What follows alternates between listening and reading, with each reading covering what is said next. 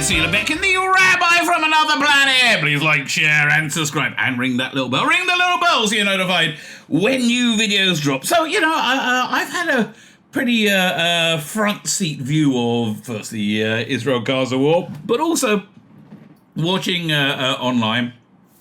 I try and watch all sources to see where the world is, right? And I've really seen, firstly, I've seen a lot of very, very, a lot of stuff that's really made me feel very good, because there's been way more people than I expected to have Israel's back in this, right? Way more people. I would have thought the condemnation would have been somewhat universal. So I want to talk about the condemnation. I want to talk about the banality of evil, right? The racism that you don't notice that you're being racist. And this is the way I see a lot of anti-Semitism going, which we're going to see in this video, right? Coming up right now. It's that, I think, again, one of the most prevalent forms of anti-Semitism I have seen is holding Israel and Jews a lot of time to a standard that nobody else has ever been held to or could achieve. So I'll give you an example.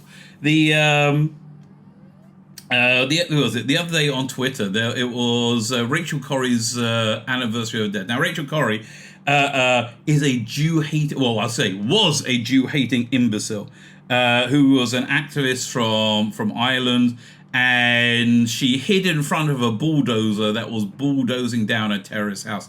I'm not sure we still do, we really should, but one of the great deterrents we had against terrorism, against blowing up, restaurants full of people because they're Jews, was to knock down the houses of the terrorists. Now, how it works culturally is you have entire families with several generations that all live in the same house. So if you are a suicide bomber, you'll go off to your 70 virgins, which, frankly, 70 virgins sounds terrible. Can you imagine all the TikToking and all the Taylor Swifts, or whatever, not even Taylor Swift, that's how old I am, right? Or whoever it is, all the Zendayas, whatever. Like 70 virgins sounds awful, right? Absolutely awful. But anyway, but you'll know that your entire family is going to be homeless, right? So that, I think, is a very strong deterrent, right? A very strong deterrent. Now, I hear a lot of people out there go, how inhumane! How could you do that to the poor people? They're innocent. No, they're not. If you have a terrorist brought up in your house that goes and murders a bunch of Jews, I didn't know about it. Morons. Yes, you do. But here's the point, right? In Israel, as it came up in this little Twitter thread when I responded, I said we call her Saint Pancake, right? Because she's venerated as a saint, and she was run over by a bulldozer making original pancakes. Saint Pancake. I took the piss, right? And a very normative thing to do when you are in a war situation, or even not in a war situation, is to take the piss out of your enemies, right? You saw that a lot at the beginning of the Gaza war, when you had a lot of Israelis showing that they had running water when the Gazans not so much, right? And people went, oh, how evil! How evil! Well, here's the thing. Expecting Jews and Israelis to act like saints to a much higher level than they ever would. I mean, I'm not sure if you know, but sometimes in World War II, soldiers and people in general would call Germans Jerrys. I know, terrible. See, it's this ridiculous double standard. Like, say, look, you're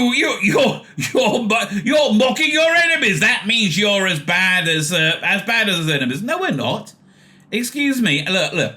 If Hamas took the piss out of us, A-okay, right? That is, I'm all on board for that, right? It's the breaking into our country and raping and murdering, and then raping the people you murdered, including the children, right? I mean, honestly, it's been 6 months. The more details come out, the more horrifying it gets. But there is no moral equivalency. And whatever teeny tiny criticism that you could find of Israel, people are saying, look at all the children, all the civilians you murdered, you monsters, you absolute monsters. Well, when people like me will often point out that, well, what about all the people dying everywhere around the region that aren't killed by Jews? Well, the Arabs killing Arabs, that look, 10 times more death. That's fine. Nobody. No, what about it? They say. What about? Or compare it to England, compare it to America during Desert Storm, or I think any civilian combat. You would be looking at the deaths of 4 to 8 civilians for every enemy combatant. Israel, even according to Hamas figures, hitting 2 to 3 civilians per enemy combatant, which again, not good.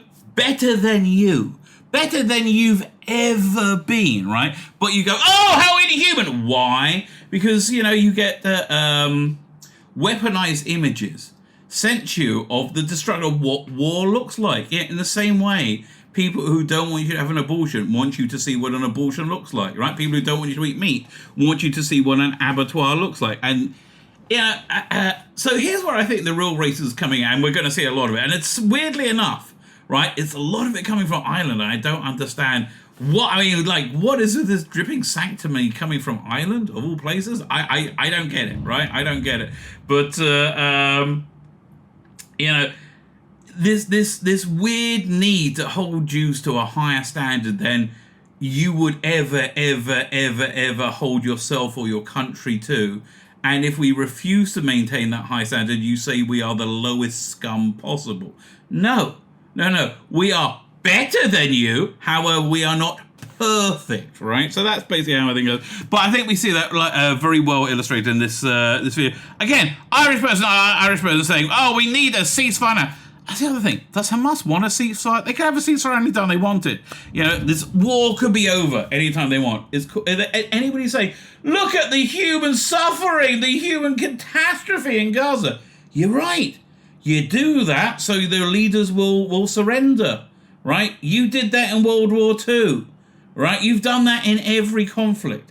But if Jews do it, oh, fuck them, right? And that's basically the vibe again. Anyway, so I wanted to add in this little addition before this video goes out. So this comes from a live stream 2 or 3 days ago. I do not know. Let me hand over to me from a few days ago. Let's talk about Gaza for a few minutes, because, man, I think it's about to get crazy. Because, basically, well, here's the first thing you got to understand. Most people in there are, between 18 and 22, right? And these are all kids, including my son. My older son, who's a little bit older. They released him from the army. He's the reserve now. He's like I don't know, colonel or something. I don't know what it is, lieutenant in the reserve forces in the tank. But they released him because it cost them a freaking fortune to keep them running, right? Because they got to pay, they kind of compensate them their salaries. But the enlisted guys, no, they're free. So they just they released over the last month or so all the reservists, right? Because they're thinking things are going to kick off up north with Lebanon, and they want to give them time to recharge and reconnect with their family, and also not pay their freaking salaries. It's a fortune, right?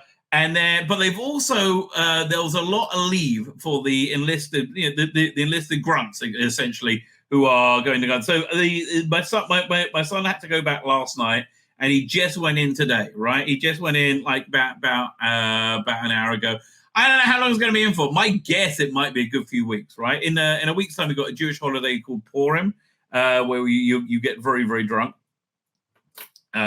which is always kind of. I was going to say it's always kind of like, no, it's not. I'm too old for it now. Right, because I really work hard to get drunk because it's a Torah, it's a Jewish commandment, right?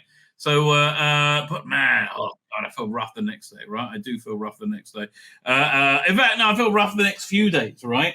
1 second, I just got a note.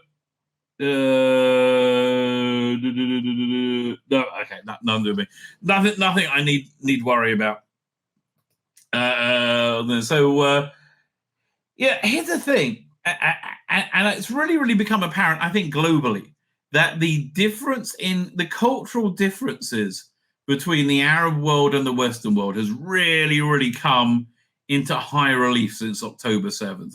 Again, especially in places like England, right? And I think to a lesser extent America, but certainly England, where you have we all lived in. I mean, I lived in England. We we live and work with Muslim people, and they're totally normal, right? There's nothing weird about them, except when you get to different bits of culture, right? I was just watching The Apprentice, and you had they were doing like this wine tour, so this Muslim woman in it didn't want to do it, quite understandably, right? Because the wine is verboten to them, right? So they moved her on to the different tour, right? But that's the difference in culture. Being gay is just not okay in the Arab world. It is, I guess it's somewhat okay in a Muslim world in England. But bottom line is this: they don't like Jews, and they really haven't liked. They were okay with Jews while the Europeans didn't like Jews, right? When we had the Nazis and the pogroms, the Arabs were actually okay with the Jews, right? They offered us a bit of a haven, and they felt good about themselves because of it. That all changed in the 1870s with the birth of the Zionist movement. The Zionist movement was that a resettlement of this land, right? Which is, again, I don't expect anybody to know this, because most Jews don't know this, but the connection between Jews in Judaism and this particular set of land is so profound. It's incredible. Like half the Bible's about working the land. That's not to say we would have any problems sharing it with Arabs, and we tried to do that over and over again, right? 48, he went and said, let's do a two-state solution. We're like, yeah, okay, we'll go for that. And the Arabs were like, no. The Arabs have always refused to live next to Jews, right? And it's part of their culture, right? It is part of their culture. And so we're getting like vehemently. I think the schism between cultures has really come to play. Like, it's not okay that you have a segment of your population living in fear of going to your capital city every Saturday, even that Saturday. They shouldn't do that. It's because the good Lord says no. You should keep the Sabbath, right? It's not okay. And they're like, yes, it is. Yes, it is okay. I'm like, and the English are like, no, it's not. Yes, it is. We can burn anything we want. And it's like, because we're angry, and that makes everything okay. And it's, again, a incredibly different culture. I think I saw a video today that really, really highlights how different the culture is, with a guy who got one of the airdrop supplies, right? The relief packages. So watch this with me. It blows my bloody mind, right? It absolutely blows my mind. I've been able to buy this today from the northern part of Gaza. You can understand, he was allowed to buy. He was able to buy that, say, in the northern part of Gaza. I wonder who he's buying it from, right? Because they just drop it and let people grab them. I don't know. So if you don't want to see it, you'll see this is torturous more than aid. Okay. There's so much the complaint about getting free shit is unbelievable. That's where most of their airdrop has been dropped. And it's from the Department of Defense, the United States of America. This is the airdrop they drop on us, this small, and then all the airstrikes that they also hit us with. Okay, America's not hitting you with airstrikes. And as I recall, you were really on board for October 7th. How do I know that? Because everybody in Gaza and in the entire Arab world is okay with what went down for October 7th, except when you say what actually happened, and they go, no, it didn't, you lying Jew, right? So, like, I showed a video the other day when of one of the hostages giving their testimony, saying they brought them to hospital because that's where the entrance to all their tunnels are. If you say hospital in Gaza, you're talking Hamas base. That's what they all are. That's why there's 32 hospitals in Gaza. Well, there's more than that. There were 32 hospitals in Gaza because they're all Hamas bases. And like all the nurses were like scarily cheering that they had captured Jews. And I'm not exaggerating. That's what really happened, right? They're like, all this stuff, right? And now they're like, it's for us.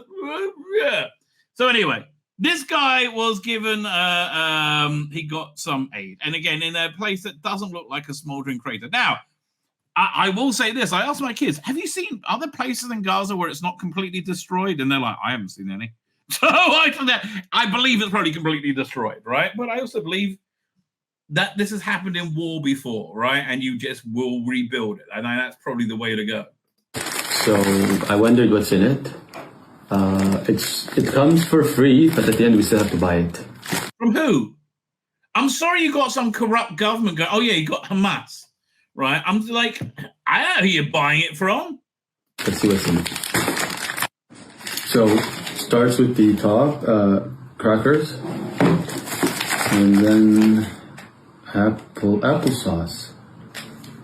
Hey, on Saturday this week, right, on Sabbath, we had, my wife made a food that you normally have at Hanukkah, which is Christmas time, called latkes, which is like you've shredded potatoes mixed with egg and salt and fried, and they're very good, right? They're very, very good. But the Americans, not the English, the Americans have them with applesauce. So my wife was looking for applesauce. Like, where's the applesauce? Where's the? And couldn't find it. She would have died one already. She would have been very happy to get the applesauce. This guy, not so much. And then, oh wow, gum. Wallah balhum fayed, right? What's this? This is like some, I don't know. I mean, I don't know. I just think if you're starving and somebody drops a food package on you, the first thing you open with is thank you. Not like, what? What? Where is it? Saw this thing. 1 second. Where is it? Doink. Chocolate? I ordered vanilla. How dare you? This is the front of all of Islam. I mean, like, and I don't think I'm exaggerating. Energy bar. This is the most thing I'm excited to have. Again, if you're starving, living in devastation, as you keep bitching and whining you are, I think you'll be quite happy for any of this stuff. French vanilla. I like French vanilla. I don't know why it's turning his nose up at that. Wow. Cashews. So nuts. Cashews, okay. Again, this looks like a good little pack. I would be very happy with this, right? I would be very happy. Okay, you know what this really looks like? It looks like it's designed for stoners, right? This looks like munches. They just airdrop munches onto Gaza, which, okay, I guess people are peckish. Peanut butter. The only thing that tastes like peanut butter, 8 out of 10. And so overall, it's one of the worst meals I've ever had. I literally ate a piece of everything. Okay, and again, why would you make a video saying "fuck you" for the free shit you give me, right? Why would you do that? It's a difference in culture, right? Because, and imagine I'm fasting all day, hungry, haven't eaten anything, and then I came to eat this. Nothing tastes good. Only the peanut butter. Oh, really? You mean there's some kind of negative consequence from raping and murdering thousands of people to death, right? Really? I don't know. They were only Jews. Why is everybody getting so uptight? Tastes like our Canadian peanut butter. Everything else. What, is it from Canada? Sucks to be excited for something that turns out to be horrible, but full sweet because nothing else is here. The only thing I enjoyed was unwrapping this. I don't know what to tell you, darling. Good God, like what? Would you want a hand job as well? What? It's what the hell? This whole meal is like a 2 out of 10. Not even a 1 out of 10, actually. This is torturing us more than it's being aid. There you go. It's torturing us more than aid. It's not. Right? If trying to help you in any way, and look, God bless them, the Americans are trying to bloody help you, right? They're certainly giving us enough bloody shit, right? They are trying to help you, and you're like, fuck you. We deserve better. No, you don't. Really, you don't. I'm sorry, right? If it was any other country you did this to, any other country, right, in the world, especially any Western, could you imagine if people hang glided in to like Devon, right, and like raped and murdered people, men, women, and children to death, right, and then France was like, well, you have to keep providing them aid packages, right? And don't be too forceful. What do you think would happen, right? What do you think would happen if October 7th happened in Barnet, right? I don't think you British would be quite as sanguine as you're telling the Israelis to be. In fact, and again, it makes me so crazy. In Desert Storm, right? Exactly the same combat scenario. There was 4 to 8 civilian casualties for every enemy combatant. For in Gaza, it's I think 2.5 to 1, right? Which is that should become us figures as well. It's just so weird, right? Like when everybody else does this, it's all fine. It's all fine. Oh, well, what choice do we have? Oh, look, yeah, we dropped a nuclear bomb on Nagasaki and Hiroshima. The Japanese were close to being defeated there, but we thought we'd do it anyway, killing way more people than Americans were killed, like millions more than Americans were. Actually, I don't know the number, but killing way more. I would have thought more. Like 2 million people died in Germany from the British bombing, right? So, which is way more than the English that were killed. But still, we got the whole world like bleating and moaning, especially the Irish. Why are the Irish so fucking sanctimonious? Like, what the hell? Yeah, what's this thing over here? Yeah, I call the clip Sanctimonious Irish. If you forgive the poor tempted Irish, Tama Shah Walia, I'm at home. President Biden. And that's President Biden when it was together, right? Is this the woman from is going to be in Doctor Who who's in Dairy Girls? President Biden. President Biden. I love the way they say it. In the face of devastating crisis, okay, it is devastating and it is a crisis, right? But you want to end it? You want to end it tomorrow? You want to end it today? Give the fucking hostages back and unconditionally surrender. You want to force that to happen? You go to war. You threaten Qatar with military strikes, right? It's over by the next day. It is over but no! Those Jews who are raped and murdered and children were burnt to death alive, right? They're the ones who are out fucking control, fucking Jews. I mean, look at that, which is going through every one of these people's heads. Face of this devastating crisis, we call for an immediate ceasefire in Gaza and Israel. Oh, you mean an unconditional surrender to Nazis? So we can be raped and murdered again? I guess so. We're only Jews, aren't we, darling? It's not like it fucking matters, does it? We are making this plea to prevent further civilian losses. But wait, not Jewish. I mean, you should know there are like hundreds of, tens of thousands, maybe hundreds of thousands of displaced Jews right now as well. They can't go to their homes in the south. They can't go to their homes in the north because they're under constant rocket fire. And again, would you not suggest stop the constant rocket fire if you would want the military assault to end? But no, it's just those fucking Jews you got to talk to, isn't it? Secure life-saving aid access for those in Gaza. Amnesty International found US-made munitions killed 43 civilians. Heaven to Betsy, really? How many US-made munitions killed people in Desert Storm or Hiroshima or Korea? I think a lot more. How many US-made munitions killed people in right now? Right now with Assad, like in Libya. And the only reason that you give a shit about civilians being killed, right, is because you can blame Jews for it. That is literally the only reason you're upset. That's 19 children, 14 women, and 10 men. It's time. Well, you telling me it was all children? Okay. And also, wait a minute. Did you just assume their gender? You had 19 children, 14 women, 10 men. I'm sorry, darling. What are you doing assuming people's gender? What's wrong with you? It's time to suspend the weapon transfers to Israel. Oh, yes, because those fucking Jews, they don't just lie down and let you murder them. They're fucking uppity Jews. Well, how do they not let the Arabs just murder them? Well, don't they know that they're just Jews? Let's unite in and fuck the Jews over. Demanding the removal of restrictions on vital humanitarian supplies. What, like bullets and missiles and anything you can use to kill Jews? Restoration of service, there's not... Okay, darling, there's nothing left.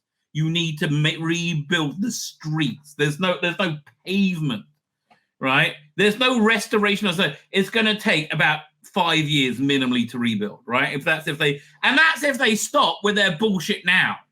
And restoration of services. Ensuring that Gazans have essential water, fuel, food, and medical support they critically need. Well, wait a minute. Did you not care about that on October 6th when, up until then, when Hamas, the government of Gaza, were digging up the water pipes to make... And I'm not making this up. You know why you don't have water in Gaza? You had water plants, right? You had water supplies. You had electricity. But your government dug them up to make missiles out of them because killing Jews is more important than providing water. For the poor Palestinian Gazans. Oh, what happened to Betsy? I mean, we couldn't give a shit about any other person being killed unless we can blame Jews. I mean, literally, I couldn't care less about any other civilian dying anywhere. But if I can blame a Jew for it, oh, it's so good.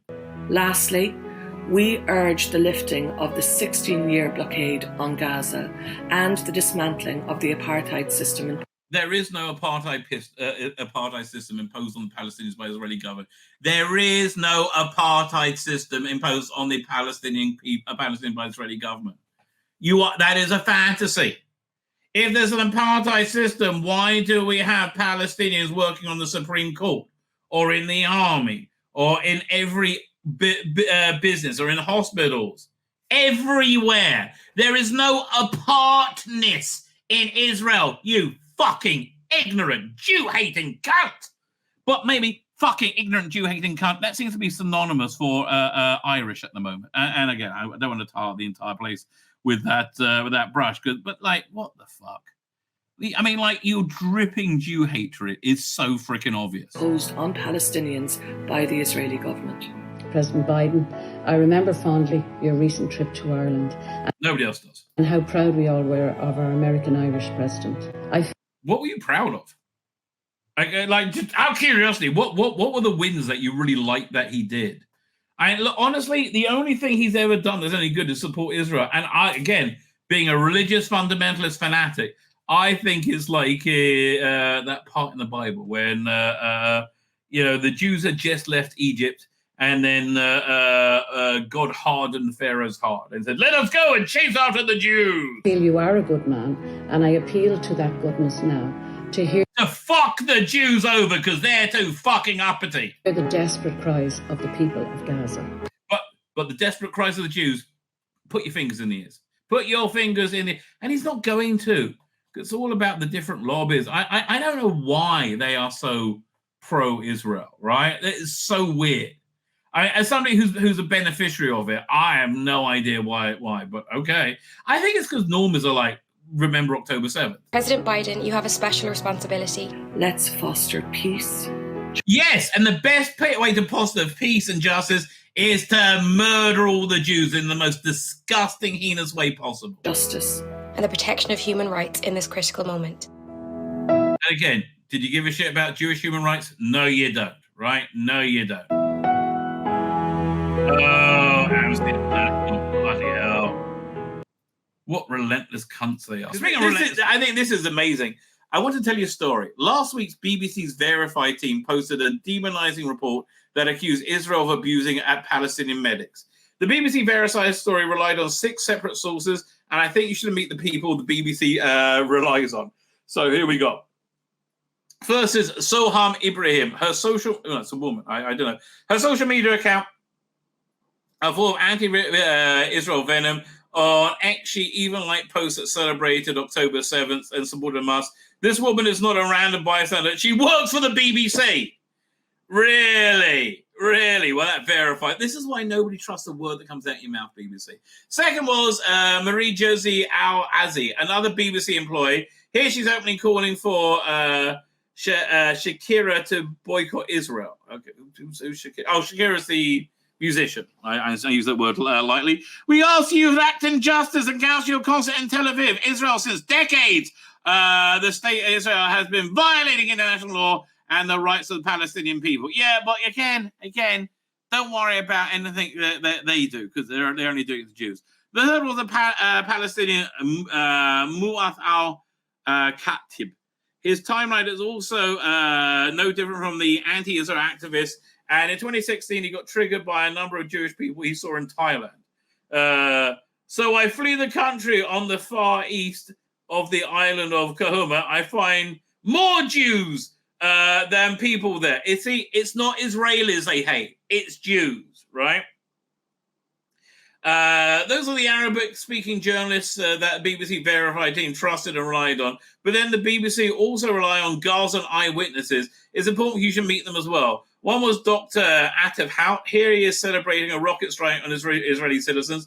Gaza is promised and delivered. Shut up, all the years and hypocrites. Shut up, the politicians. The politics of normalizing and surrender. Thanks to promising and kept promises, Jerusalem and Gaza. Blah, blah, blah, blah. Another was Abdul Sahar. Here he's publicly glorifying, celebrate. Yes. And then you have people turn around and go, oh, look at those evil Jews. The last was Hatib Rabbi, who was clever enough to create a new social media profile in December. So people would think he's a doctor rather than professional political activist or PLO. That's Palestine Liberation Organization. Here he is. He is a Fatah activist and another one who glorifies terrorism. That's it. 3 Arabic journalists who support terrorism, hate Jews, and 3 Gazans who support terrorists, hate Jews. There are people who rely on the BBC to create their BBC Verify reports. This is how mainstream journalism and anti-Semitism spreads. We fund this. Yeah, we also fund Doctor Who. We're getting screwed over with that as well. Well, at least I don't. I don't pay my license fee. BBC Verify are amateur anti-Israel hacks who couldn't verify a tomato. A bunch of supremacist naive fools with greatly exaggerated opinions of their own abilities and intelligence. That's true. With greatly exaggerated opinions of their own abilities and intelligence. That is the problem with everything in the world right now. People think they're not shit. They should, you're not doing anybody a favor when you look a completely incompetent person in the eye and says, you are just total shit, right? You are just total, utter shit. Because I think they need to hear it. It is time for the BBC to stop with the toxic anti-Israel agenda and accept it has a problem. It never will. It never will. Some of this work appeared on the Mail on Sunday, but it was put together with the help of Camera Org UK team. Well, there you go. There you go. So, my name's Tzvi Lebetkin, the Rabbi from another planet. Please like, share, and subscribe, and ring that little bell. Ring the little bell so you're notified when new videos drop.